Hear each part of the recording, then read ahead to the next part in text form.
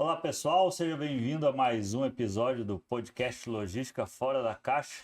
E hoje estamos com uma experiência bacana aqui na área do e-commerce. Vamos bater um papo logo com o nosso convidado.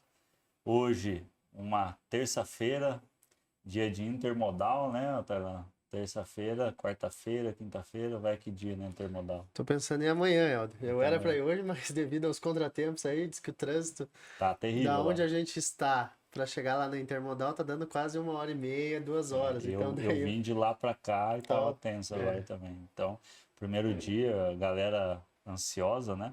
Mas vamos lá, fazemos as nossas chamadas.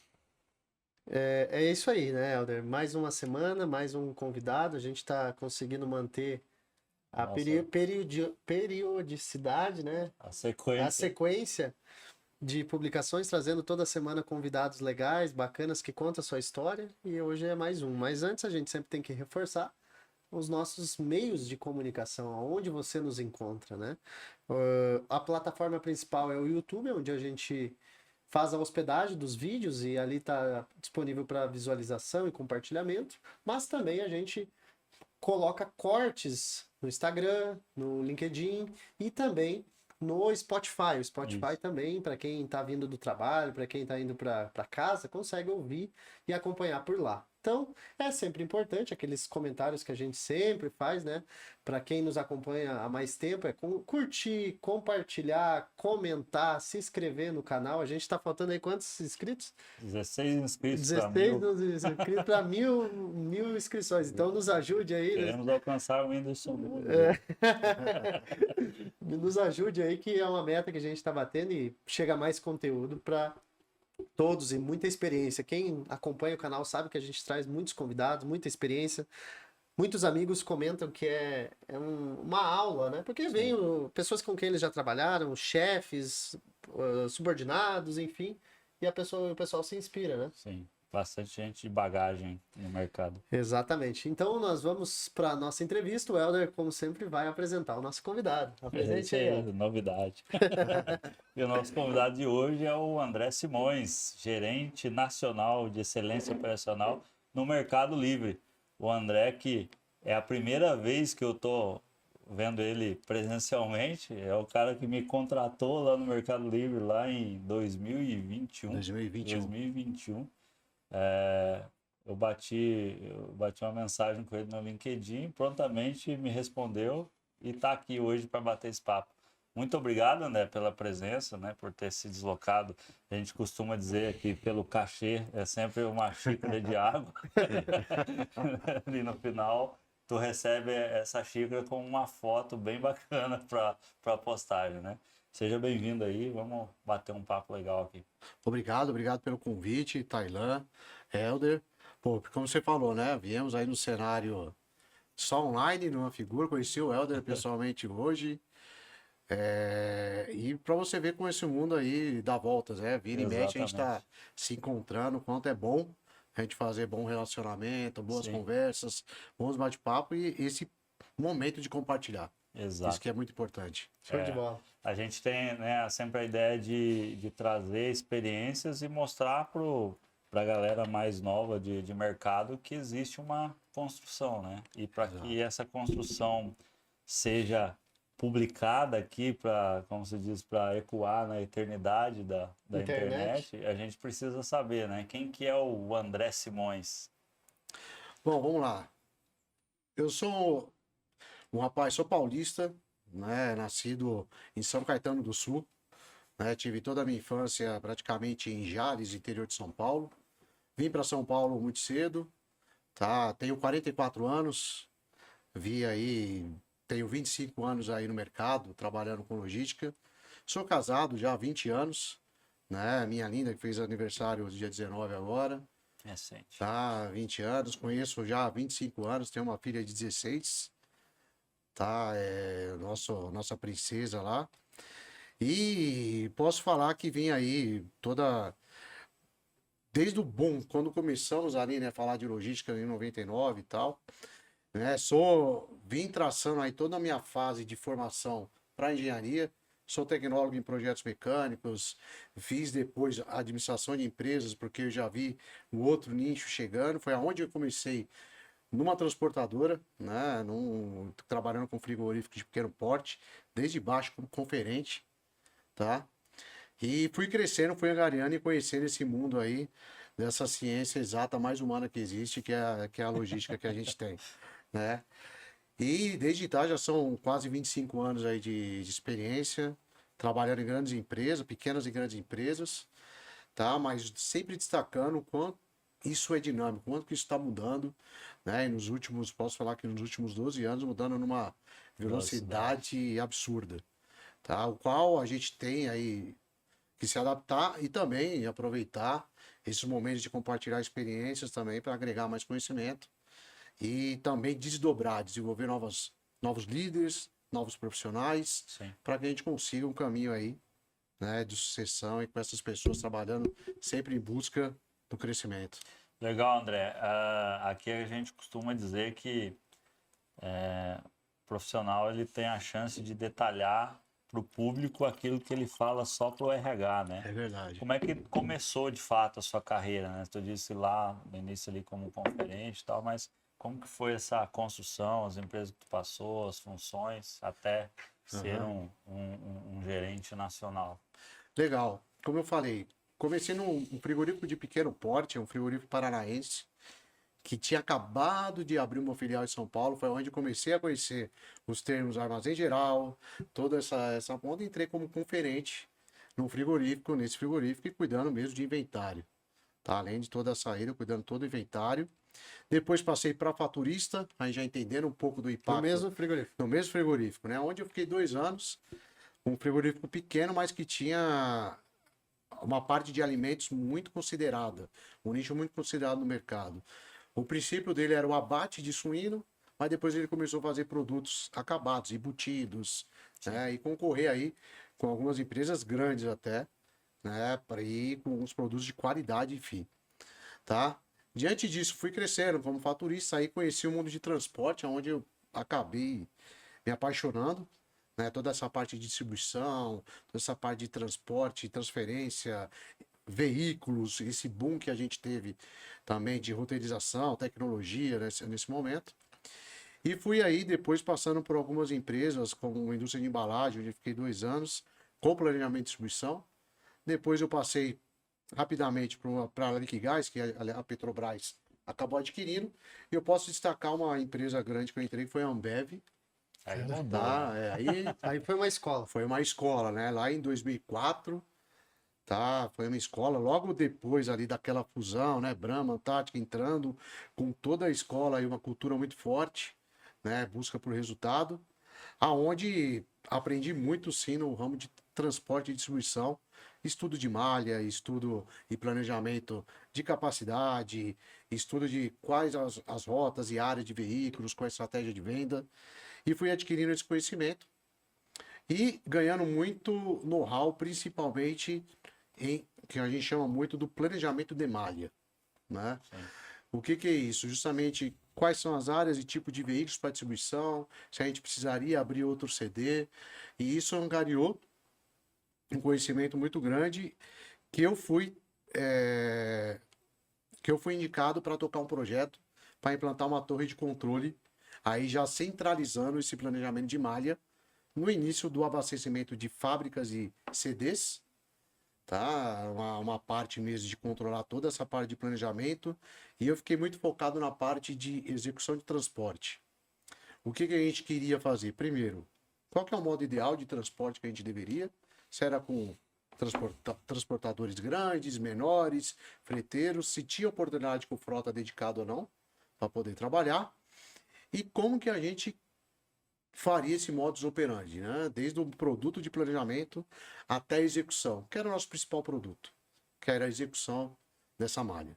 Que era, por exemplo, eu tenho uma carreta que pega numa fábrica A por mão CDB, quantas viagens ela poderia fazer por dia, quantos motoristas ela deveria ter, e toda essa análise para 60 CDs do Brasil e mais de 40 fábricas à época.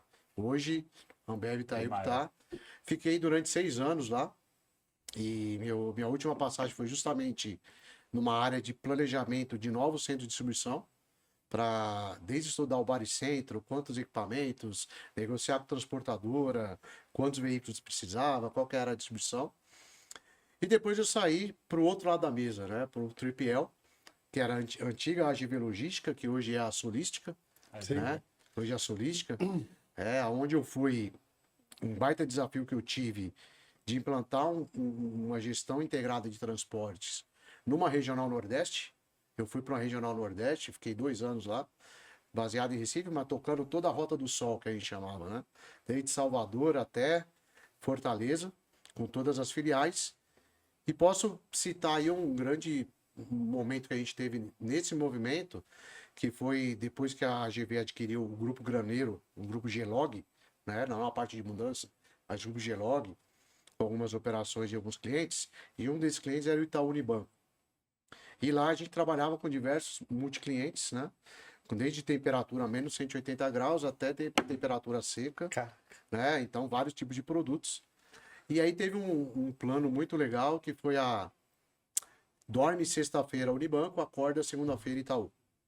Que foi toda a parte de mudança de agências, o qual eu tive a oportunidade de participar nessa região Nordeste, cuidando desde transferência de insumos, mesas, equipamentos, né? Caixas eletrônicos, tá? E toda a parte de móveis, utensílios para transformar mesmo a agência em Itaú. Então aí a gente viu como foi uma mudança e a estratégia de ter um bom plano, uma boa execução e você poder ter a agência aberta na segunda-feira sem problema nenhum, já como o Itaú. Voltei para São Paulo e aí com um projeto muito interessante da Elog, do grupo Eco Rodovias, que tinha acabado de adquirir a Colômbia, né, logística aduaneira, tá? E ela queria desenvolver um produto de transporte. Então, me fizeram a proposta de desenvolver um projeto de negócio, um plano de negócio, aonde construir, junto com uma equipe multidisciplinar, um plano de negócio desenvolvendo desde quais os produtos poderíamos fazer, logística de transferência, a transferência aduaneira, a distribuição, cuidando dessa parte aduaneira, a distribuição também direta, né, distribuição fracionada, e também qual o sistema a gente deveria ter e qual a estrutura operacional deveríamos ter. Então isso me deu um conhecimento muito legal de desenvolver esse plano e agregar receita para a empresa, que tinha uma receita auxiliar de 10 milhões, 15 milhões e pulou para 60 milhões no primeiro ano e 100 milhões no segundo ano, com novos clientes de transporte e com o sistema, todo esse tripé, né? Processo, TI e pessoas, que fez a gente construir esse legado, onde eu fiquei 5 anos. Depois a Multilog adquiriu e por reestruturação, processo de M&A, saí. Fiquei como consultor uns 6 meses lá para cuidar também desse projeto de M&A deles. E aí eu fui direto para o e-commerce praticamente. Tá? Foi uma virada mais que radical. Já trabalhava um pouco com e-commerce, mas muito pequeno com alguns clientes. E aí eu fui para uma transportadora que era a Transfolha, que era do Grupo Folha, de São Paulo, que ela tinha uma inteligência da malha logística do jornal, né? Bastante peculiar, bastante perecível, mas com uma ramificação e capilaridade tremenda, tá? E a gente agregou nessa capilaridade a vascularização do e-commerce.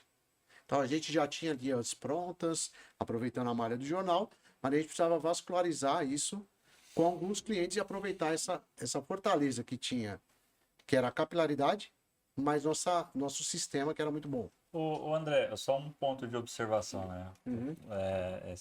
Falou de uma logística interessante, a gente nunca ouviu aqui. Geralmente a gente já ouviu a logística do osso, né? A gente já ouviu algumas logísticas interessantes, mas essa do jornal chama atenção porque, teoricamente, não se entrega a mesma quantidade de jornal que antigamente, né? Mas ainda se mantém essa logística. Antes de dar essa sequência na tua carreira aí, faz algumas observações sobre essa logística do jornal. Esse é o momento que a gente, aquilo que você falou, a queda, né, da distribuição do jornal perene, o fato, internet, toda a parte de digitalização, isso claro, mas existe aqueles que têm assinatura, né, que querem assinatura, querem jornal. Caso, inclusive meu pai era um assinante assíduo, né, que gostava do jornal impresso, gostava de Sim. ler. E essa cultura, ela ficou num volume basal que a malha anterior não se pagava e a malha atual tava, né, não tava Volume entrando crítico, baixíssimo. volume baixíssimo. Mas era uma rede que ela tinha horário, ela tinha, né, horário bem fidedigno, pontos de apoio bem fidedignos, né, que tinha uma atuação e uma simplicidade muito grande, Sim. né? Não tinha Então, tempo de não espera. tinha tempo de espera. Então, como que a gente conseguiria vascularizar isso? Produtos e-commerce que precisava da mesma velocidade, com um sistema que desse toda a integração para os grandes embarcadores, né? Que a gente conseguisse ter todo esse tracking de informações on time e agregando volume na rede. Então começou a compartilhar. Começamos a compartilhar isso. No final, o e-commerce ficou maior Sim. do que, né, o O jornal. jornal pegou carona. Isso, pegou carona. Esse foi o final. E, e também a gente começou a verificar, pô, se a gente tem uma malha de ida, por que a gente não tem a malha de volta? Então, qual era o contexto ali? O nosso senso de indignação de não otimizar o recurso.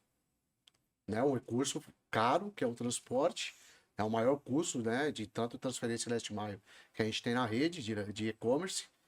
E por que a gente não aproveitar essa malha de volta? A gente tem unidades praticamente em todo o Brasil. Por que não aproveitar isso com pequenos sellers? Atendendo os pequenos sellers, não só os grandes embarcadores. Foi onde a gente criou o que a gente chamou de transforme em rede, para que essas unidades nossas, que eram franquias, também conseguissem ter uma receita maior com essas coletas, com esses clientes e a gente agregando a volta da malha com essas linhas de transferência para jogar no nosso hub, que a gente tinha um sorter, né, que fazia mais de 20 mil pacotes por dia, 20 mil pedidos por hora, né? E aí tinha uma produtividade muito grande e um speed que naquele momento, uma velocidade que atendia muito bem o mercado. Tá? E aí tinha malha para atender isso. E com esse conhecimento todo, veio também o Mercado Livre como cliente, aonde nos desafiou muito. E eu trabalhando com o Mercado Livre como cliente, tá? Vendo os desafios, os projetos que tinha, né? Desde diminuição da velocidade, diminuição da dependência de players e também encontrar transportadores que andassem junto com essa velocidade de tecnologia, né? Começamos a entender melhor esse mercado e foi onde veio a proposta para o Mercado Livre, que eu estou lá desde 2019.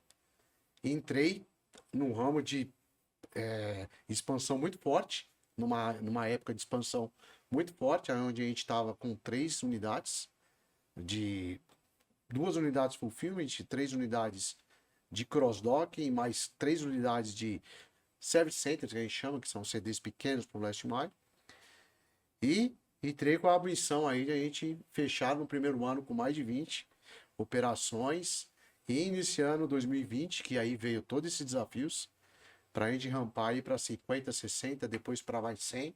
E hoje a gente está com mais de 120 operações desse Service Center, 23 cross-docks e mais de 20 fulfillments aí também no Brasil. E no meio da E pandemia, também no né? meio da pandemia a gente crescendo e com todo aquele desafio, acho que você compartilhou, né? Treinamento online, Sim. fazendo isso, que foi um baita desafio da gente engajar esse time e também a preocupação com a saúde das pessoas, e qual a gente foi referência também em instalar, por exemplo, e utilizar a tecnologia a nosso favor.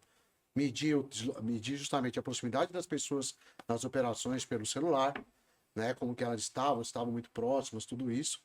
E também toda a política de contingência que a gente tinha, desde uma pessoa que era infectada, como a gente tratava as pessoas que tiveram contato com elas, né? E todo esse desafio que proporcionou para esse crescimento.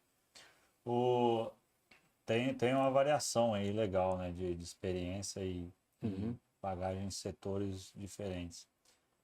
Mas quando tu migra pro e-commerce, hoje quando a gente compara a logística e-commerce com a logística tradicional, o primeiro impacto são as nomenclaturas, né? Exato. Como que foi essa absorção de tanto nome diferente? Porque hoje o cara que entra, sai da tradicional e entra no e-commerce, ele tenta se localizar com todas as nomenclaturas, né? Os termos em inglês ali de tratar as informações. Tem uma particularidade também muito do Mercado Livre de tratar isso.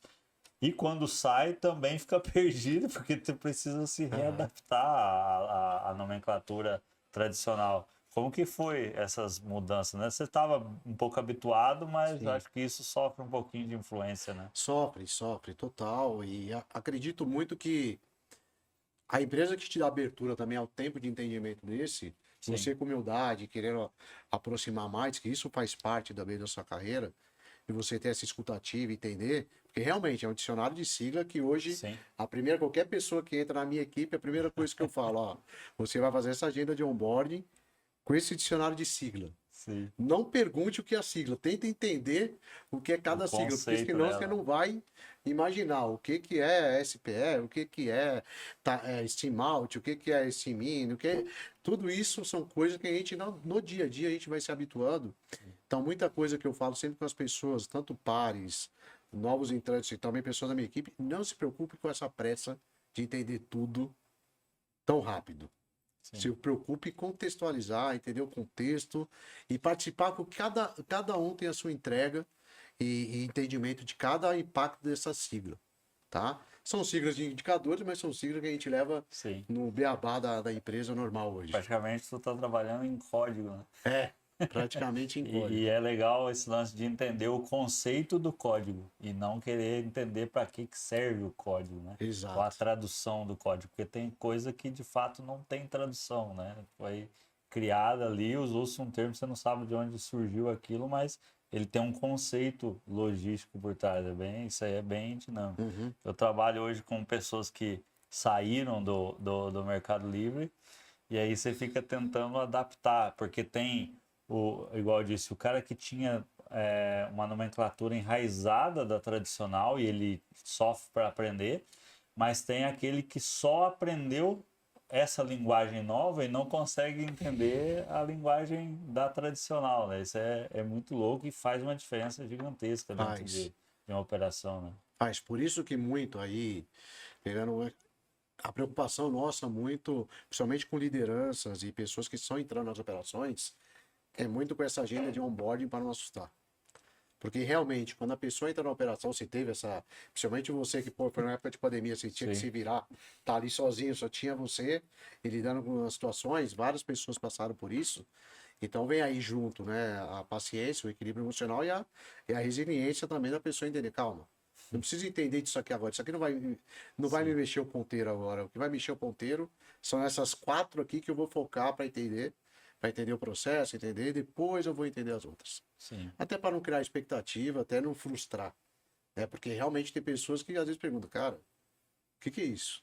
Não tem problema nenhum. Né? O ponto é você, como eu falei, entender o objetivo daquela sigla. sim. O significado a gente traduz do inglês para o português, aí mesmo com a tradução português, né?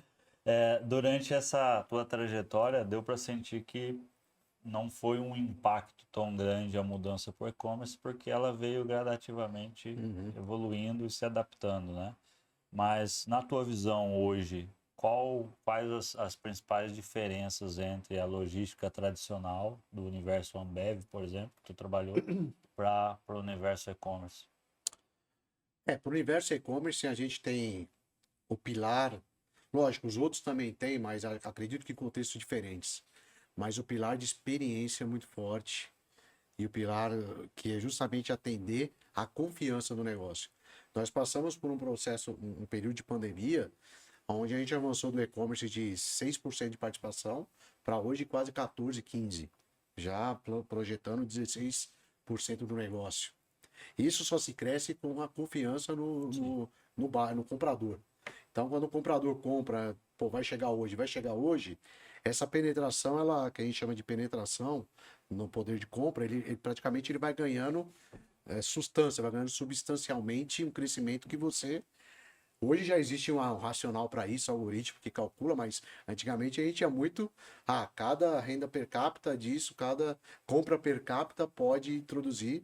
Se eu vender em menos dias, entregar em menos dias, pode traduzir em tantas entregas a mais. sim, E a velocidade do e-commerce com essa preocupação envolve muita questão do desdobramento de tecnologia, aplicabilidade, né, com as interações, tanto aplicativos, sistemas, A confiança no negócio, pô, não recebi, vou ter meu dinheiro de volta, a compra garantida e o poder de resposta. Acredito muito que quando você compra, por exemplo, a gente tem entrega hoje CMD e você tem um range de horário, vai chegar entre 5 e 5 e 6 e meia da tarde. Você hoje consegue esperar. E hoje até os motoristas, entregadores já falam, cara, isso me ajuda porque o cara tá lá esperando. O cara às vezes já fica na porta vendo o status já para esperar. E até avisar portarias. E sim, isso reduziu muito nossa taxa de sucesso por causa desse crescimento e a gente tratar a experiência muito de perto. O que eu quero dizer com isso?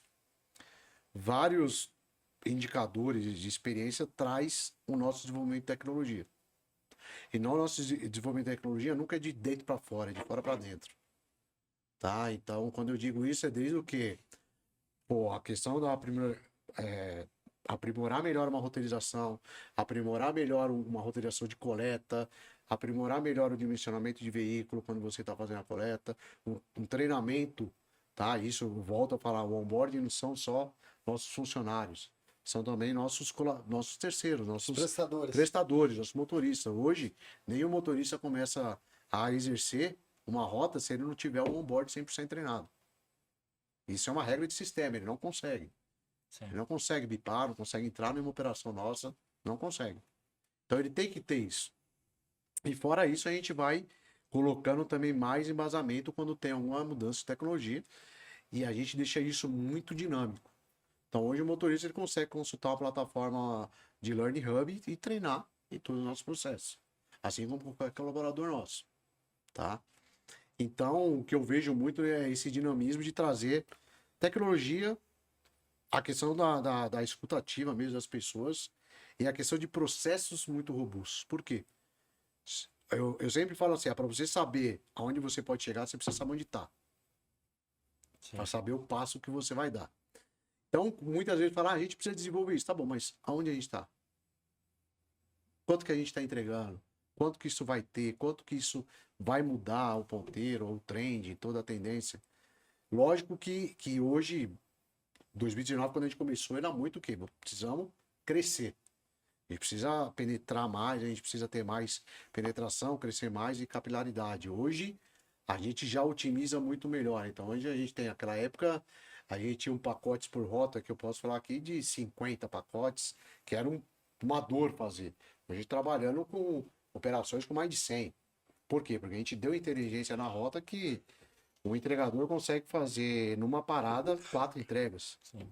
5 entregas, dependendo da região, até 12 entregas. Tem gente que faz 5 paradas e terminou a rota. Caraca. Né? Dependendo da região. É lógico, tem regiões mais distantes, regiões mais densas e regiões menos densas. E tem indicadores para a gente medir isso de eficiência. Então, o acompanhamento semanal, e a gente tem uma cultura de acompanhar a evolução semana a semana. A gente tem o target, a gente acompanha a evolução semana. Tá dentro do target, mas piorou na semana? Por quê? Tá dentro do target, mas melhorou a semana? O que aconteceu? O que a gente pode replicar? Tem alguma coisa de novidade? Então, esse dinamismo, as pessoas têm uma puxada cultural muito forte. Entendeu? Então, a gente brinca muito que o resultado é muito importante, mas o como chegar ao resultado é mais importante como. E eu lembro de uma questão que o indicador, ele não era estático, né? Na tradicional, você mede o mesmo indicador o ano todo. Ali evoluía. Não, esse indicador já atingiu, já era, vamos pro próximo. Entendeu? Esse já não... Chegou um momento que a SPE não se olhava mais, já, né? Vai parte pro próximo. Já não, que a SPE é a ocupação do veículo. E aí, um ponto comparativo interessante, até para o modelo que a gente trabalha, ele falou ali do, né, o motorista hoje não consegue executar uma entrega se ele não cumpriu o processo. E isso se dá muito em cima dessa questão escalável, de ter que buscar muito motorista no mercado. O nosso, o que é? Tem que juntar uma turma, treinar para insistir se ele vai usar e ele não traz o resultado que você espera, cai em desuso a ferramenta, que não traz a confiança. Então, isso ainda é um aprendizado para tradicional em relação ao modelo do e-commerce, né? Que ali tu já avançou para a ponta, que a ponta não executa se ela não estiver qualificada. Exato. Aqui eu ainda preciso qualificar a ponta e não tem controle total sobre ela, né?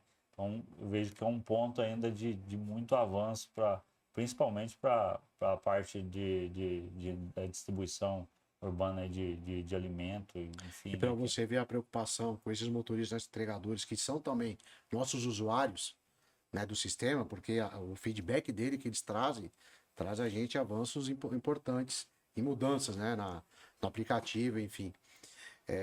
Que nós se preocupamos até que a gente chama de churn, qual é o giro dele. Sim, Qual é a frequência de viagens por semana? Se ele está fazendo poucas viagens por semana, se ele está tendo fidelidade, pô, se ele está indo para outro, o que está acontecendo? Por que ele está só fazendo três? A transportadora é um motorista nível prata que está só sendo acionado 2 vezes, por quê? Então, o próprio sistema ele provoca muito isso. E ele o algoritmo ele vai aqui puxando, e por isso a importância da tecnologia, justamente para deixar isso escalável. Então você imagina a gente com 100 operações, com mais de 28 mil motoristas, tendo que entender cada operação, por que motorista prata. Não, o próprio sistema ele vai trazendo esse acompanhamento, esse tracking para a gente. hoje a gente aqui acaba representando, né, uma empresa de software e hardware, tecnologia que atua na distribuição urbana em longo percurso, trazendo para a linguagem, né, da tradicional.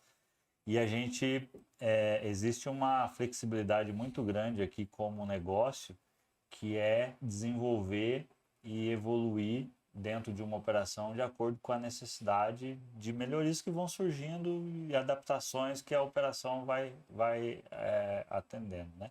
Tanto é que você tem uma variação também gigantesca de modelos de negócio. É cigarro, combustível, leite, carne, enfim, a espinha dorsal ela acaba sendo a mesma, mas você tem uma variação. Um dos pontos, por exemplo, é a própria nomenclatura.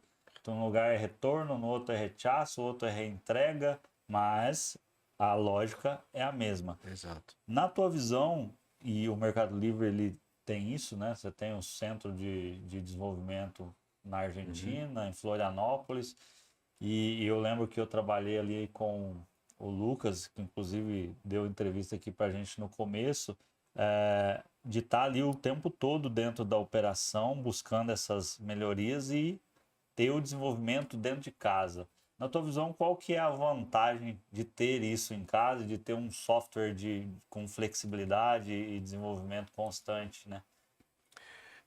Essa vantagem, e a gente deixa isso muito claro, que nós somos uma empresa de tecnologia.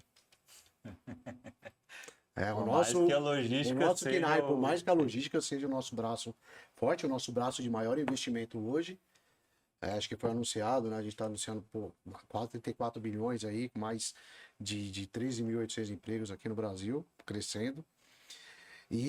Mas nós somos uma empresa de tecnologia. Esse senso de não vou falar em conformismo, mas de procura sempre pela melhora da experiência. Então hoje você pode pegar um aplicativo e eu, por exemplo, com 3 cliques eu faço uma compra. isso aí, isso é Isso é verdade, gritante isso a é muito doido. diferença. Não tem muito segredo. Então, essa inteligência, lógico, com o uso de novas tecnologias, inteligência artificial, tudo isso, ajuda muito essa experiência no comprador. E o fato da gente ter esse desenvolvimento de tecnologia também traz a gente para uma realidade de como a gente precisa aprender mais. Por quê? Porque são pessoas que são desenvolvidas, treinados, né, constantemente. Tá? Então, é uma mão de obra difícil, tá? Uma mão de obra bem valorizada, que a gente valoriza muito. E são pessoas hoje que a gente tem todo um dinamismo, não só de trabalhar com tecnologia, mas de uma área de produto para entender a necessidade, para entender se isso é replicável, é reaplicável. E hoje você não faz uma melhoria em sistema somente para uma operação. Ela tem que valer para a América Latina inteira. Sim. Não existe. Isso por quê? Justamente para deixar o mesmo sistema que a gente opera aqui, o México opera, a Argentina opera, a Colômbia opera, é a mesma coisa. Não muda nada. A única coisa que muda é a sigla. É a sigla de cada operação, mas o resto é a mesma coisa. E quão importante isso até para novas pessoas que estão entrando, e da nova geração que está entrando, que está muito perto, né? Dessa ênfase mais digital, tecnologia, tudo isso, é que mesmo sendo uma área de tecnologia, ela tem uma sistemática metodologia de priorização muito clara, que ela segue parâmetros de matriz de decisão. Pô, mas é uma melhoria que isso melhorar para 2 cliques, ponto 5 o negócio da experiência. Mas tá, quanto que isso agrega de penetração ou de retorno para isso? Pô, cara, é muito pouco para a gente deixar uma operação que hoje precisa de melhorar o algoritmo de roteirização para a gente ganhar melhor densidade, melhorar a experiência do motorista, porque lá o churn está alto e a gente está tendo uma entrega sem um insucesso muito alto. Então, para você ter ideia, quem decide muitas coisas perto de operação, o próprio TI. Sim. Né? Ele fala, não, mas isso aqui mexe, então a gente tem mesas de discussões, de priorização muito, muito claras. Isso fica transparente para todo mundo. Então, hoje, tudo bem, você pode ter uma iniciativa boa, mas ela pode não ser priorizada agora. Ela pode ser priorizada, a gente sempre trabalha com quarter, né? Pode ser priorizada no quarter 4.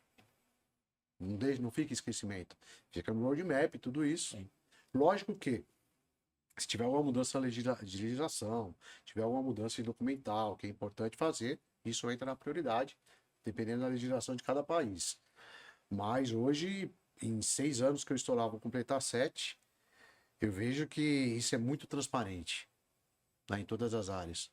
Então, hoje eu estou em excelência operacional, mas quando eu era de operação, eu sabia do roadmap igual a excelência operacional. Então, a gente tem isso muito transparente com produto e TI. E o que a gente desenvolve muito é o conceito de tribo, que por cada tipo de negócio, ou nicho de operação, essas equipes trabalham em prol disso, tá? E com isso a gente consegue ficar mais próximo também dessa especificidade, especialização. E também o que a gente consegue ver com isso, que a agilidade é tremenda. Sim. Tá? E tanto para o que a gente fala muito hoje, tanto nas operações quanto em todas as áreas de staff, é muito assim, mais do que priorizar, a gente precisa saber despriorizar. O que a gente não vai trabalhar nesse quarto? E combinar a regra do jogo. Você alinha expectativa, você coloca as pessoas no foco aonde mexe o ponteiro e você coloca todo mundo no mesmo caminho. Vai ter gente que vai falar, cara, mas essa iniciativa, meu Deus do céu. Porque senão tudo vira prioridade. Concorda? Senão tudo vira prioridade. E a gente não vai conseguir trabalhar e nem músculo para isso. Então, para ser E tem muita coisa que a gente desenvolve, às vezes, uma feature, né? uma melhoria, que isso vale para 3, 4 projetos juntos. Às vezes vale muito mais a gente focar ali para depois desdobrar. Entendeu? Ô André, uma pergunta que eu tenho curiosidade. Sabemos a referência que é a entrega do e-commerce, né? E que o próprio Mercado Livre traz como o exemplo, né? Mas existem desafios, eu imagino. Se tu fosse listar quais os principais desafios de você que vocês costumam ter durante o trabalho de vocês, seja na armazenagem, seja na movimentação, no transporte, quais são os principais desafios?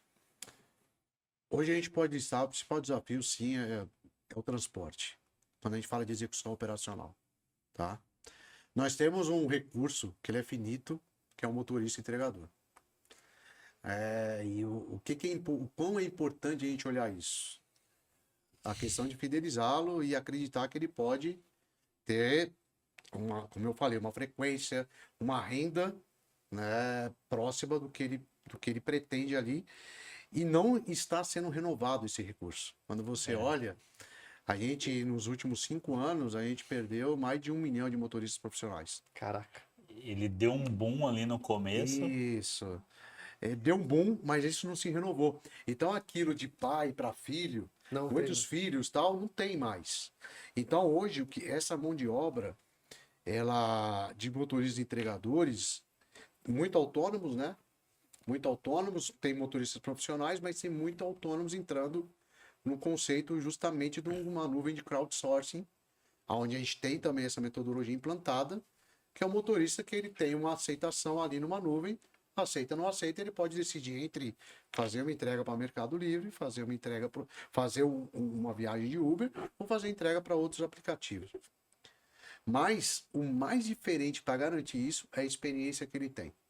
Tanto desde o momento que ele é acionado, até o momento que ele chega na operação, a rota dele E se ele tiver um insucesso, como que a gente melhora a experiência para ele retornar com esse pacote? Hoje é um desses desafios. E outro desafio que a gente vê também, começamos a sentir agora, nós estamos com o mercado aquecido com mão de obra. Então, nós vemos que aí para as operações de movimentação e armazenagem, além da gente desenvolver todo esse conceito de capacitação, tudo, e investir isso, a gente tem que fazer de tudo para não perdê-lo, porque está muito difícil novos recursos de mão de obra. E mão de obra mesmo de operação, de movimentação, auxiliares de logística. A gente tem grandes operações em polos aqui como Cajamar, que não só a gente, mas muitas empresas estão sofrendo com isso. Então nós vamos viver um ano muito desafiador quanto à questão de mão de obra. Então nós temos um perfil de execução desafiador aí para manter e garantir que eles não saiam.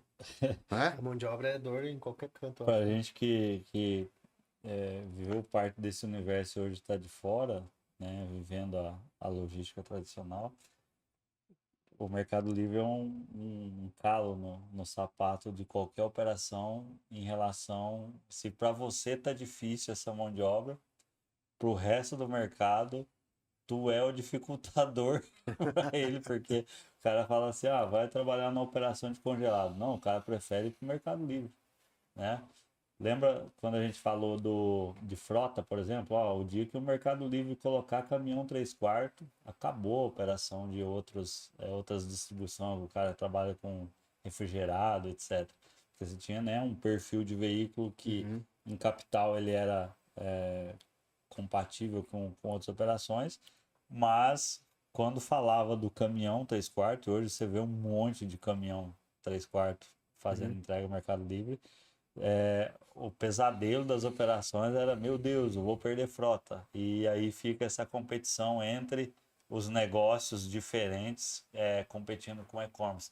E aí você vem e cita 2 pontos, essa dificuldade que vocês também enfrentam e um ponto que a gente ouve direto, o recurso limitado que é o motorista. Se ele está limitado para ti, que pode com um cara num meio período, o autônomo, a mulher, né? Tem uma variedade gigantesca. Tu imagina isso para a logística tradicional aí, uma distribuição que às vezes envolve só homem, aí é só homem mais velho, não tem um entrante novo ali para assumir. Então isso é crítico, acho que para todo o cenário, né? E é mercado. E um dos pontos muito importantes que o Tainan falou aqui, o quão é importante a gente trabalhar com a informação antecipada. O estado de informação, enxergar mais o cenário do mercado, ver como que isso está, porque às vezes são coisas poucas que você mexe ou em remuneração ou em política de benefício que você garante aquela mão de obra ali, dependendo das regiões. Então, nós também entendemos que um padrão para todas as regiões não funciona. Cada tem a sua particularidade, né? Cada região você tem a sua particularidade e necessidade. Tá? Desde um fretado que seja uma linha tronco, desde um fretado porta a porta, desde um plano de saúde diferente, desde um plano de saúde que a pessoa não quer aquele plano, quer outro, mais simples. Então a gente tem que começar uma refeição no refeitório ou um vale-refeição, né? Um vale-alimentação. Então, é o nosso... É uma gestão muito integrada também, com um time de people, um time para a gente entender muito bem como que está isso. E quando eu falo em informação, não é só a informação mesmo do mercado. Tá? Então a gente vem aí mostrando o investimento forte que estamos fazendo, e a maior parte do investimento é mão de obra. É mão de obra. A gente já enfrentou, no ano passado, já começou uma escassez de área também. Então, 1 metro quadrado muito caro. Tá? Então, quando a gente fala isso começa a complicar, porque são operações muito ágeis que a mão de obra faz diferença ainda. Então, o que a gente está se desafiando muito é em automatizar alguns processos, implantar algumas coisas. Hoje a gente já tem um modelo de sorter em uma operação, operando diferente e tal. A gente tem que operar mais por metro quadrado, otimizar mais os nossos processos, ocupar mais os nossos veículos e garantir que o motorista e o buyer tenham a melhor experiência possível. Pegando mais um gancho ali, quando nós estamos falando de pessoas, né, que existe uma dificuldade até para você trazer para dentro do trabalho, mas eu imagino que também a dificuldade de quem está lá, você manter também motivado, fazer com que entregue o resultado, também é um desafio. Exato. Se tu fosse para listar as estratégias, as formas que você, enquanto esteve à frente da operação, ou os seus pares, ou como vocês fazem para motivar o colaborador, ou como você costumou fazer na sua carreira, por onde passou para fazer com que o colaborador estivesse junto e pegasse firme, porque determinados setores é um trabalho mais pesado, é um Sim. trabalho, né? Eu vi já falar de música dentro do armazém. Uhum. Conta um pouco de como é feito isso, ou como você administrava isso. Ó, o ponto de música dentro do armazém é um negócio legal, é um negócio que realmente faz diferença.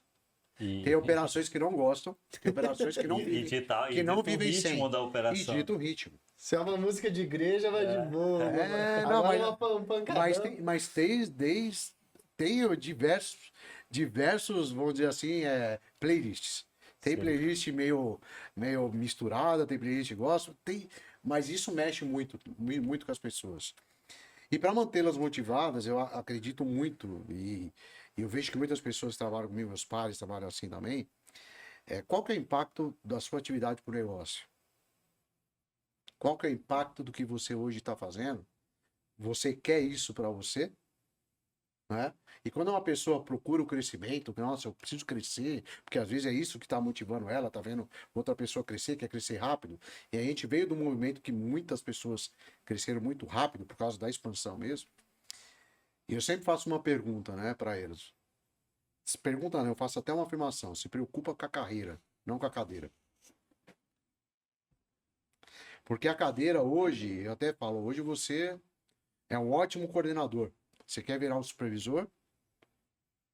Tá pronto para virar um supervisor? Esse papel a gente deixa muito claro nas expectativas e nossas avaliações de desempenho, que é a nossa governança que fazemos, né, com os colaboradores. E a gente também tem pesquisas de engajamento que trazem questões substanciais. Desde se nossas reuniões estão sendo efetivas, se nossa comunicação está clara, se as oportunidades são dadas com base no mérito. Então a gente traz isso muito para perto. E isso não são só as pesquisas que a gente faz, mas a gente vive isso dia a dia. O que é isso? Desde o modelo de governança, de trazer as pessoas para a mesma página, desde o modelo de tracionar algumas ações onde pessoas, que às vezes não é uma promoção, às vezes é um projeto novo, é alguma frente nova que a pessoa participa, eu falo muito em dar pista, né? Vamos dar pista para esse que tem mérito. Que tá lá, quer exercer o protagonismo, tá puxando as coisas, tá puxando algumas frentes, vamos dar pista. Vai ter hora que ele vai bater na parede. Vai ter hora que ele vai também apanhar, mas vai aprender. E tem horas também que a gente vai entrar e vai dar todo o suporte. Mas o primeiro passo é querer fazer algo. O que eu quero dizer com isso? Muitas pessoas trazem isso às vezes, né, para você garantir esse engajamento, o imediatismo. Pô, cara, como que eu faço para ir para lá? O que eu tenho que fazer para ir para cá, tal? E a gente defende muito você fechar um ciclo. E aí, reforçando um ponto. Você pode até chegar no resultado, bater os KPIs do negócio. Mas se você deixou mortos e feridos pelo caminho, temos um problema. O que eu quero dizer com isso? O como você garante isso. E isso, independente se você é líder ou não. Então, dá muito no seu relacionamento interpessoal. A questão, a nossa cultura é muito forte com isso, né? Então, nós defendemos toda a parte de respeito, inclusão, diversidade. Isso está claro. Então, atitudes como falta de respeito, tudo é intolerável, inegociável. Isso a gente não olha a nível de conversa.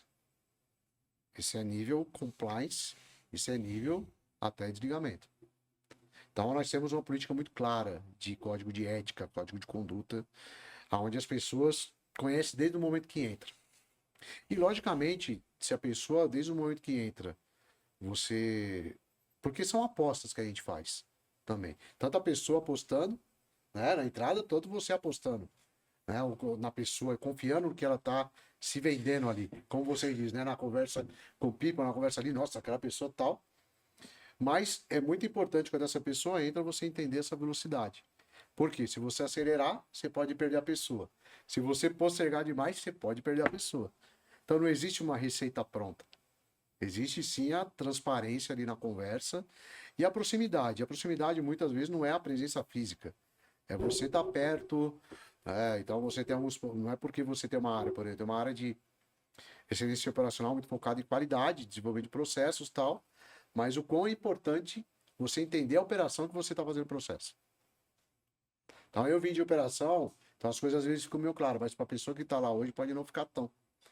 Então essa comunicação não pode ser tão direta, tem que ser às vezes ressaltando o óbvio, mas fazendo sim que as pessoas entendam de maneira mais leve, que eu digo não tão abrupta, né? Às vezes, pô, o resultado é assim, acabou.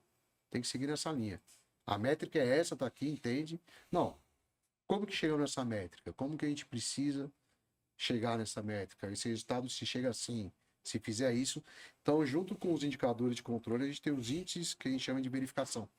Tem os OKRs, Objective Key Results, e tem os índices de verificação. Se os Key Results não estão batendo, os índices de verificação estão batendo? Não. Então você tem que atuar no índice de verificação. E é uma cultura que algumas pessoas gostam, outras pessoas não se sentem tão confortáveis, mas é o que está mexendo a empresa hoje. Tá? Uma cultura de muita proximidade. Lógico, a gente saiu, como o Alder falou, de um crescimento muito grande. Agora a gente está procurando otimizar melhor os processos, entregar mais execução com excelência para ter um nível basal para poder implantar novos negócios. A gente vai ter que ter mais VUCs, a gente vai ter que ter mais 3 partes, a gente vai ter que ter coletas mais dedicadas para outros grandes players, outros volumes. Ao mercado. Hoje a gente não entrega só mais um volume pequeno, a gente está entregando isso aqui junto. Então isso gera uma A complexidade. linha branca também. Linha branca. É pancada, É né? pancada. Então, como você engajar em todas as complexidades que isso traz, desde o agendamento, uma reversa, porque, pô, não está funcionando, você tem que ir lá coletar, tem que testar, tem que vir coletando. Então, isso gera aprendizados também para a gente operar essa logística mais eficiente. André, eu geralmente nas entrevistas a gente vai ouvindo as histórias e você vai meio que traçando perfis para fazer alguns questionamentos.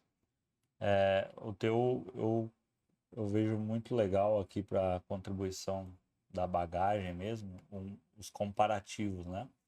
Primeiro ali a tradicional com e-commerce, e tu trabalhou na região do Nordeste, né? Quais as dificuldades de expandir um negócio no Nordeste em relação ao Sudeste do país? Essa é uma pergunta.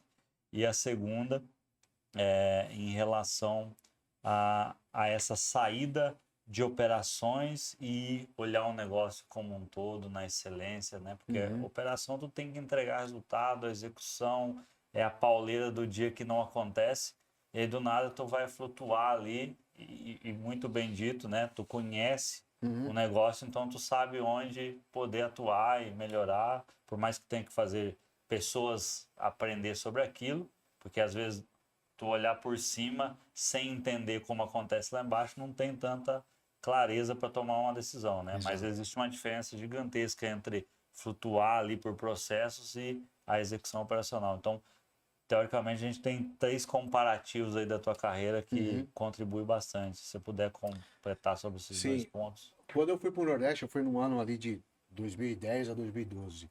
Nós passaram aí, fazem 13 anos. O Nordeste estava com aquele boom de swap. Então a parte de infraestrutura, ela não estava legal. Então faltava moradia.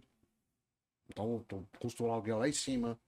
Mão de obra você tinha que trazer muito de fora, até porque pela parte de construção, petroquímica, Petrobras crescendo, então você trazia muita coisa, muita mão de obra de fora. Mas também agregou muita mão de obra interna, né, no desenvolvimento ali interno local. Mas o maior desafio foi os investidores entenderem que ali tinha um nicho que hoje, 10 anos depois, 12 anos depois, você vê totalmente diferente.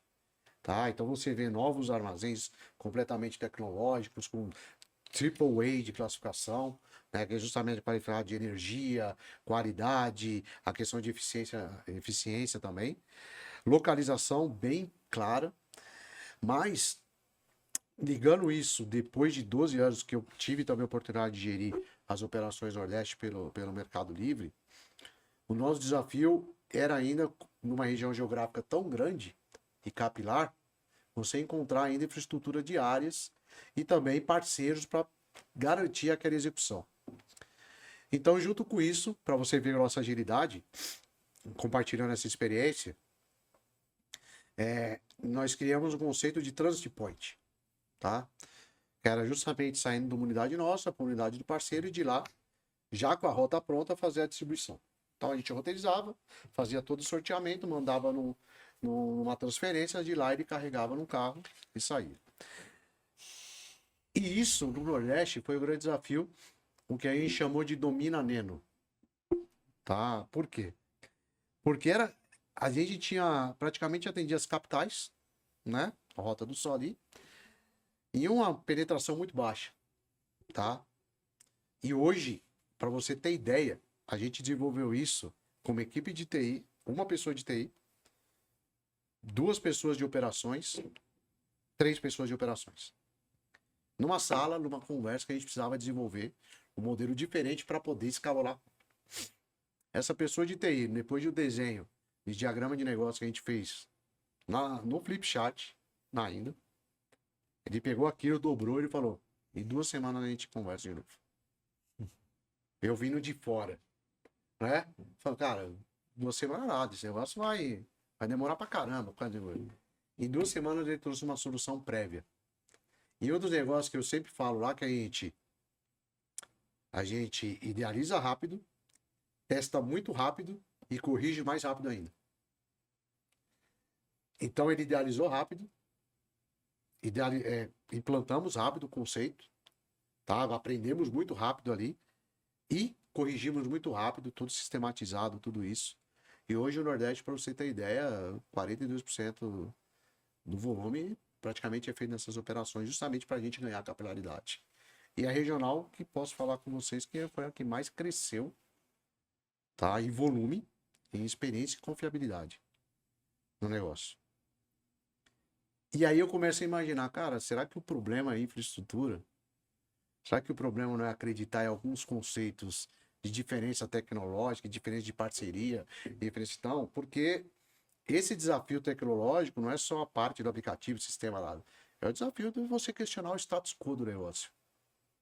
Naquela época lá atrás, a gente tinha muita dificuldade, não tinha tanta tecnologia. Sim. O sistema de roteirização eram esses padrões do mercado. Hoje a gente tem nosso próprio sistema de roteirização, que também foi outro desafio que eu não acreditei que foi feito em 2 meses, com uma qualidade absurda.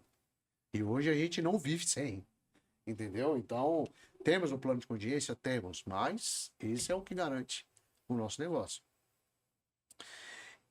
Então, esse foi a parte do que eu vi ali, né, quando a gente fala do Nordeste, desses desafios. Mas em contextos diferentes, né? Então, a gente via no contexto de falta de infraestrutura com um boom, que de um outro segmento, que era o bom justamente de um porto crescendo, uma parte petroquímica muito forte, grandes empresas indo para lá, aproveitando o incentivo fiscal do Porto Swap. E depois um modelo mais estabilizado, vamos dizer assim, nas regiões polo, claro, mas um grande desafio nas regiões periféricas. Tá? Então, para você atender, eu tinha uma brincadeira com o meu time gestor, que é, pô, vou atender Quixadá, vou atender, né, do Oiapoque ao Chuí. Hoje a gente atende do Oiapoque ao Chuí, literalmente. Tá? Então, atendemos praticamente de tudo que entra na nossa rede, 98% é atendido por nossa malha. Tá? Então a gente consegue muito isso, de novo, capacitando as pessoas acreditando, cara, que pode desenvolver. Hoje o time do Nordeste, eu falo que é o time muito resiliente por tudo que fez e passou ali, pelas dificuldades da pandemia, garantir isso. E trouxeram muitos aprendizados pra gente, que hoje a gente traz para toda a empresa. E são pessoas que eu tive a oportunidade de participar do processo de contratação, participar do desenvolvimento, viraram meus pares e estão lá hoje nesse grande desafio, que tem muito potencial para crescer ainda. Tá? E o Norte ainda tem muita coisa para ser feita. O Nordeste está num caminho muito bacana já, bem estruturado, até com fulfillment e tudo. O Norte é um baita desafio. Tá? Até pela nossa malha aérea, aproveitar a nossa malha aérea, aproveitar essa questão de velocidade. Então, para você ter ideia, o Nordeste Eu posso falar que tem operações que tem 3, 4 ciclos diferentes no dia Caraca. para poder atender. Né? Tem o rodoviário, tem o aéreo, tem o ciclo PM, que é o depois do meio-dia, tem o ciclo semi-day para atender vendas do semi-day de fulfillment. Então, são 4 ciclos aí durante o dia. E executa com um percentual de sucesso de entrega muito bom e performando em programa de excelência. Você fala assim, cara, não vai conseguir, mas consegue fazer. E aí ele não falou dessa mudança, da operação para Da operação, boa. Isso. Quando a gente vai da operação por excelência, eu sempre defendi muito, e toda a minha vida profissional, ela sempre foi muito focada na execução. E durante muito tempo eu fui cobrado, isso eu fui aprendendo. Por mais que a gente tenha experiência de carreira, a gente vai aprendendo. Cada dia fui cobrado, às vezes, por velocidade, né? Ou ser estrutural, ou ser qualidade e tal. Mas quanto a gente viu, o que é importante, a execução mesmo operacional. O que eu quero dizer com isso? Mesmo olhando por cima, né? Por cima não, mesmo olhando diferente, vamos dizer assim, as operações, olhando no crivo, pô, o processo está certo, está errado, acho que dá para melhorar aqui, não. Isso aqui está acontecendo porque aqui não estamos fazendo direito, precisamos dar uma olhada. Vamos fazer essa etapa de auditoria para criar o diagnóstico, para a gente ver quais KPIs não estão batendo. O nosso principal produto é a execução. Isso eu falo para minha equipe. A gente tem até um mantra lá que é hashtag STO. Somos todas operações. Porque é o nosso cliente interno. Se a operação não executar, a gente não garante o que está em budget, em plano. Se a operação não executar, mais pessoas vão sair porque não vão acreditar. E se a operação não executar o que a gente está propondo, nós vamos ter um problema para tratar e apagar incêndio. Tá? Então, muitas vezes eu falo isso e toda a formação dessa equipe nova que está vindo agora comigo, justamente o onboard delas, eu estou trazendo bastante gente das operações também, que vivem as dores, e pessoas novas com metodologia. Então a gente agrega e faz esse mix de conhecimento, né? Pessoas que vieram da operação, que precisam de um ensinamento mais de metodologia, aplicabilidade, metodologia de qualidade, Lean, Six Sigma, e pessoas de Lean Six Sigma que precisam do conhecimento operacional. Então esse mix de aprendizado é muito legal. Então, pô, eu tô aprendendo muito com pessoas. Eu mesmo tinha pouco conhecimento assim de metodologias claras, de Six Sigma, de tudo isso que eu fui adquirindo nesse último ano, tá? Com essas pessoas que estão hoje comigo. Tá? Desde a implantação, no ciclo de qualidade, como a gente gera o diagnóstico, como que a gente cria um modelo replicável que as operações consigam trabalhar com isso com claridade e com agilidade, porque não pode ser um negócio moroso. Sim. Que é o dia a dia ali, né?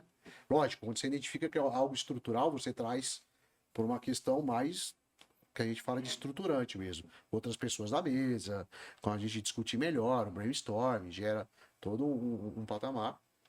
Mas todo ano a gente tem, que a gente acabou de fazer, fizemos agora o nosso SWOT, o que a gente fez o ano passado de Fortaleza, o que a gente tem que fazer agora, nosso plano de negócio até o final do ano. Isso fica claro para todos. Tá? Mas o foco total na execução. Ô, André, muitos jovens assistem as entrevistas do nosso canal. E aí, vendo um pouco da tua fala, a experiência, o quão conhecimento técnico você tem, isso reflete ao cargo que você desempenha hoje e a empresa gigante que é hoje. Para quem está iniciando a carreira, quem está, né, entrando na dúvida do que, para onde vai, o que vai estudar, o que vai trabalhar, qual a dica que você dá para esses jovens aí que deram certo na tua vida e o que normalmente você comentou ali de formação, de pessoas que seguiram. Como é que quando vem alguém te pedir um conselho, o que tu fala? Independente da área onde você está trabalhando, você tem que ter um propósito. Você tem que acordar com aquela sensação, cara, eu quero fazer isso, ou eu gosto disso, e isso que eu vou fazer, é isso que eu tenho que entregar. E esse propósito tem que estar muito alinhado com o seu objetivo do dia, seu objetivo de carreira. O que eu quero dizer com isso? Muitas pessoas vão pelo momento. Não tem problema. Às vezes a pessoa se descobre. Cara, é aqui mesmo que eu quero estar. Mas se você identificar que não é o momento certo, você não tem propósito, seu propósito não está alinhado, você vai acordar estressado, você não vai fazer as coisas chateado, você vai ter uma frustração alta. E esse ciclo não é legal. Um conselho que eu daria hoje é assim, né? Se você está onde você gosta, que você tem um propósito, isso eu falo até por experiência própria. Eu acordo com uma vontade imensa de trabalhar. Minha esposa até fala, eu tenho um ciclo biológico diferente. 4h30 eu tô acordado. Nossa. Aí descobriu a academia 5 horas da manhã que eu tô cuidando da saúde. E aí 6 horas da manhã eu tô na ativa. Mas eu já saio de casa, cara. É isso que eu planejei para fazer, é isso que eu tenho para entregar, é isso que a equipe tá fazendo, deixa eu ver. Então, isso para mim, ele me move, né, para uma coisa que eu quero lá na frente. Se esse propósito deixa de existir, não tem problema nenhum em falar não, cara, muda. Porque a partir do momento que você tá aqui, vai ter muito momento de frustração, você vai ter que testar resiliência, você vai ter que testar muito o quê? Pô, cara, muita questão da escutativa, tem que falar o óbvio, isso faz parte do negócio. Mas uma das coisas que você não pode fazer é reclamar. Se você estiver reclamando, você vai estar perdendo tempo. Não reclama, vai lá, vamos fazer o que é o melhor que você pode fazer. Se você não consegue fazer o melhor que você pode fazer, compartilha, pede ajuda. Muitas vezes eu falo para as pessoas, não tem problema ter problema, o problema é não falar o problema. Se você não fala o problema, é difícil a outra pessoa perceber. E Você aí pode te estar dá uma perdendo dica. tempo, né? Então, quando muitas vezes a gente está com um de cara assim, fala, cara, mas isso foi relatado? Não. Então vamos falar. Chama a pessoa, fala. Pô, mas eu fico assim, não. É importante falar. Se a gente não consegue fazer, vamos pedir ajuda. Não tem problema. Se isso faz parte do que você quer, é o conselho que eu dou. Agora, lógico, em toda a área que você exercer, desde o médico, né, até o auxiliar de, sabe, de serviços gerais, tem que gostar do que está fazendo. E a questão justamente de entender que o seu tempo não é o mesmo do mundo. Às vezes o mundo reserva algo para você lá na frente, que o que você está passando vai fazer sentido. Isso eu falo por experiência em outras empresas também. Várias vezes eu discuti e falei, cara, será que eu tô no momento certo? Será que eu tô na carreira certa? Será que eu tô indo na empresa certa? Eu falo, cara, mas depois aparece um negócio, esse movimento que eu fiz mesmo. Eu tive várias oportunidades. Comecei na expansão dessas operações que tem hoje, depois eu fui para uma criação justamente no modelo de crowdsourcing que a gente tem hoje. Toda a parte de estruturar a operação, estruturar o sistema, tive essa oportunidade. Depois fui estruturação de outro processo, que é justamente sobre rodas, que é uma parte que cuida só de transporte. E hoje estou numa área de excelência operacional que me dá uma visão e interrelacionamento com outras áreas muito maior do que eu tinha antes. Então hoje eu consigo não olhar só minha regional de operações, hoje eu olho Brasil e conseguindo pegar e replicar as melhores práticas dessas operações para outras. E sendo um agente transformador. E toda equipe que trabalha comigo consegue trabalhar como um agente transformador. E isso eu deixei muito claro assim que quando eu entrei o ano passado, a gente ia trabalhar o verbo construir. Esse era o principal verbo. Aí vamos construir o quê? Confiança, consistência, estabilidade e vamos construir um novo modelo de negócio para a empresa. Que é acreditar que se a gente executar o processo básico, arroz com feijão, a gente entrega a meta. A minha área é tão simples quanto você reforçar isso. Se a gente fizer arroz com feijão, a gente bate meta. Ao longo da tua jornada aí, todos os lugares que tu passou, qual que foi o maior desafio profissional? Maior desafio profissional, eu posso citar dois, assim. Uma foi na Ambev, foi criar essa torre de controle que eu mudei. Eu fui indicado, uma transferência, por isso que eu vivo em Campinas hoje, aonde eu moro já há 20 anos. E construí minha vida. Minha filha é campineira, torcedora da Ponte Preta, mesmo na Série C, fanática lá. Sou da terra do Aranha. Né? E aí, esse processo de cuidar de um plano de negócio, de cuidar de um projeto, de você trabalhar por gestão de liderança por influência. né, de liderança por todos os stakeholders do negócio, foi o baita desafio de verificar o quão é importante a gente, como eu disse, saber despriorizar algumas coisas e alinhar as expectativas do negócio com os nossos clientes internos. E outro desafio, sem sombra de dúvida, foi essa etapa agora na Mercado Livre, desde 2019, com um amplo crescimento e ampla otimização e com toda a autonomia que foi dada, conseguir entregar os resultados que foram entregues e conseguiram melhorar cada vez mais os processos e sentindo isso muito rápido. Tá? Que eu posso falar que outras empresas, isso já chegou a me desmotivar, às vezes demora A lentidão. a lentidão em algumas coisas, mas quando a gente vê o negócio acontecendo rápido, você vê, isso ajuda você a acordar com o propósito, acordar falando, cara, isso vai acontecer, isso vai dar certo, e se não acontecer, tudo bem, é compartilhar o risco, empreender assumindo riscos, que é um dos pilares culturais nossos, e fazer acontecer. Muitas vezes exercer o protagonismo é a melhor parte desse negócio. Você não chegou até aqui sozinho, né? Não. Quem são as tuas referências, sejam elas pessoais, profissionais? Cara, eu cito uma referência assim, meu pai, eu sou filho, meu pai de sangue abandonou minha mãe muito cedo, tá? Tive um pai adotivo que praticamente assumiu o papel de pai, me ensinou bastante coisas sobre valores, sobre o valor, tanto em família, mas sobre valores profissionais. E uma das coisas que ele me ensinou muito, muito claro foi esse negócio, né? Assim, duas coisas muito claras. Não existe alegria sem a persistência da busca. E uma das coisas que ele falou que eu ouvi esses dias e veio toda aquela lembrança desde moleque e tal, que foi um negócio até que o nosso CEO falou, parte de TI, falou muito bem, falou o quê? Não existe atalho para o que vale a pena. O que ele quis dizer com isso? Se vale a pena, siga em frente. Não procure reclamar, não procure coisas para passar, etapas. Siga cada etapa de vez que você vai curtir o processo. Então, uma das referências é o meu pai, que me deu esses valores. Outras referências que eu posso citar, eu acho que é, cara, conhecido no mercado aí, que quando eu fui a participar da torre de controle na Ambev, Arthur Hill, não sei se vocês conhecem, é um cara trabalhou muito nesse conceito no passado e trabalhou em grandes empresas aí com esse desenvolvimento, uma gestão integrada em transporte, plantação em torre de controle, que ele falava uma coisa muito simples e até hoje é verdade, né?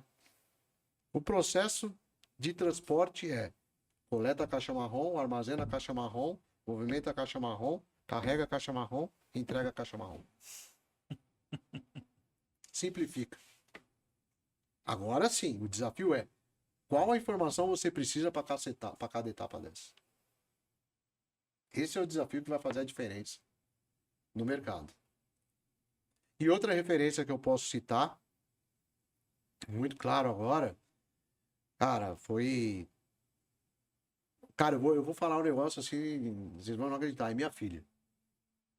Minha filha. 16 anos, eu tive um probleminha aí de saúde e tal, fiquei meio nervoso, meio chateado, sabe quando você fica meio, cara, tal. Minha filha chegou pra mim, pai, vem cá, vamos conversar. 16 anos. Falou bem assim, pai, eu consegui ter uma festa de 15 anos legal, não foi a festa, mas foi a festa que eu quis, com uma chácara alugada e tal. Beleza, consegui viajar para fazer um intercâmbio, conseguimos viajar. Você tá vivo, você tá andando, você tá trabalhando, e nós estamos bem. Tá reclamando do quê? Rapaz, isso me deu Um gás. Às vezes não gás. para para olhar para o lado. A gente não para por olhar pro lado, aquilo que eu falei, fica reclamando com aquele ponto egoísta, às vezes, né? E quando você olha pro lado, você vê, cara, situações muito piores que a sua. Sim. Fazendo diferente. E quando minha filha falou isso, eu falei, cara, parou. Não dá pra...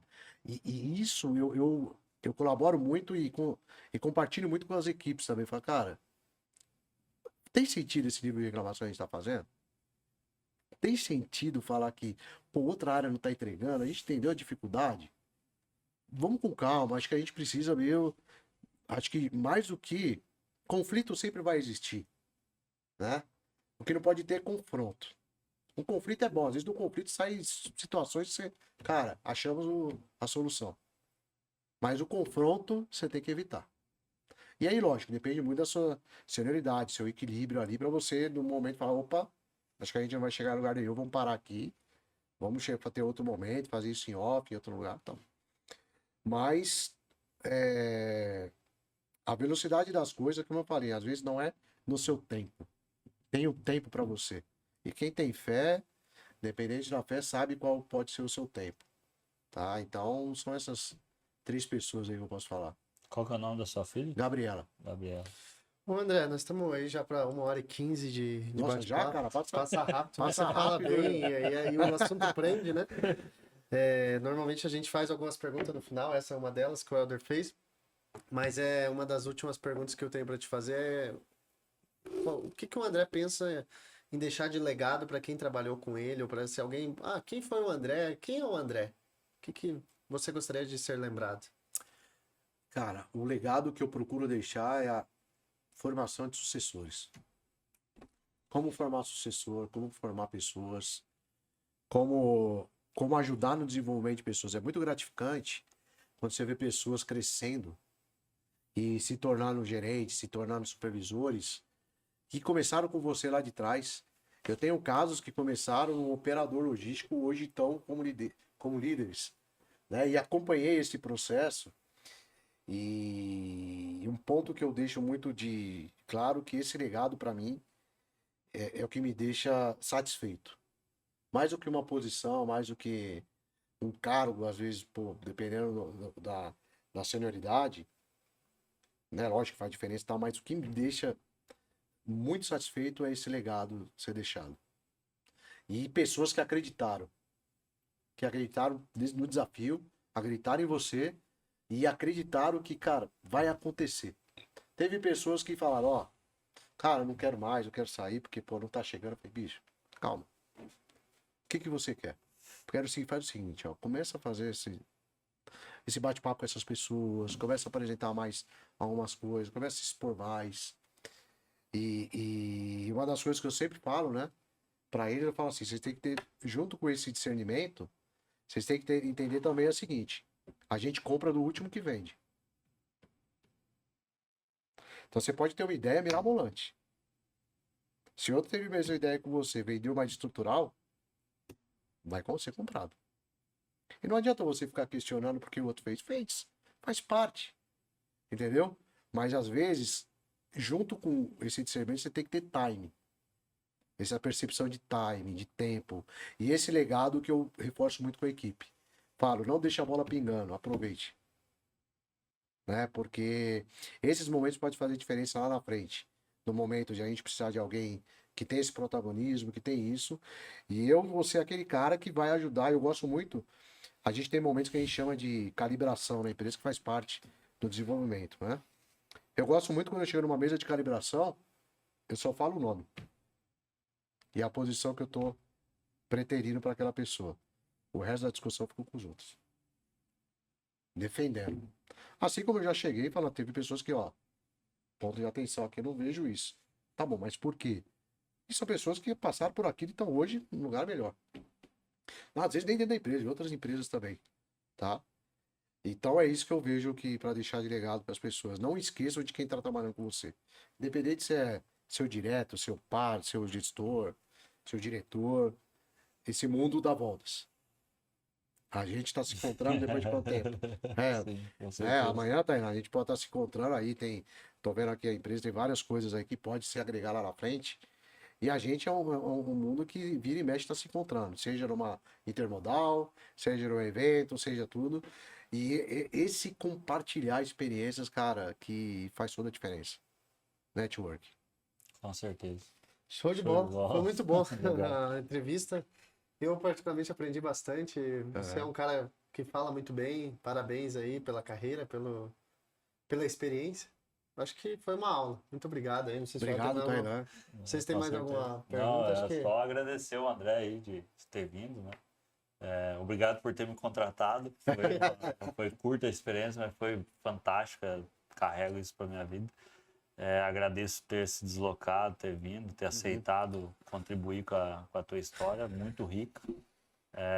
Confesso que às vezes tu olhar o LinkedIn, ele tem ali uma parte descrita, muito formal, muito técnica, mas tu ouvir a história e conseguir capturar, às vezes, esses ganchos que existe um roteiro prévio de uma parte básica, às vezes a gente nem cumpre todas as perguntas, mas à medida que o assunto vem surgindo, você começa a montar esses perfis, né? A gente teve a semana passada uma entrevista que vai ao ar amanhã, que a gente foi vendo exemplos que aquele casal ia dando de situações para serem lidadas no dia a dia de várias alternativas. E aqui na tua carreira fica muito claro essas migrações comparativas de tipo de operação, né? Isso eu acho que ajuda muito o cara que vai assistir e interpretar isso. Parece que não, mas eu conheço, né? O canal, o nosso objetivo não é ser grande, mas ser impactante naquilo que é contado pelos outros aqui. As experiências, elas servem para o outro como uma referência. E às vezes eu ouço alguns comentários, a gente recebe muito: um dia eu quero estar aí, um dia eu quero ser um cara que vai ser convidado para estar aí. O outro fala: olha, eu ouvi aquela parte, aquilo de fato faz sentido. Daí você vê o cara competindo ali, não, eu quero ganhar visualização, vou mandar para fulano. Então você tem vários meios de instigar quem está assistindo e, de certa forma, a tua história vai contribuir bastante. Espero aí que tu tenha sucesso na carreira e continue dentro do seu propósito. Obrigado, Helder, obrigado, Tailã. Pô, e você fez aí 2 bate-papos, né? Tanto com o Thiago, com o Luquinha. Sim, o Thiago, o Luquinha, eu brinco com eles, são filhos meus. Né? O eu Thiago, mandei uma foto aqui hoje, pro Thiago, aqui, tava filhos meus, pô, o Luquinha tá muito bem hoje, cara inteligentíssimo, o Thiagão também, Sim. inteligentíssimo, com roteirização, desempenhando baita trabalho. E aí, para todos, é aquilo que eu reforço, né? A questão de valorizar o propósito, valorizar o caminho, não perder o timing, não ter medo de pedir ajuda e não tem problema ter problema. O problema é não falar o problema. Show de bola. Show de Obrigado bola. aí pela Obrigado, tua história. Obrigado, Para você gente. que ficou até o fim, até o próximo episódio. Muito obrigado aí pela Obrigado, gente.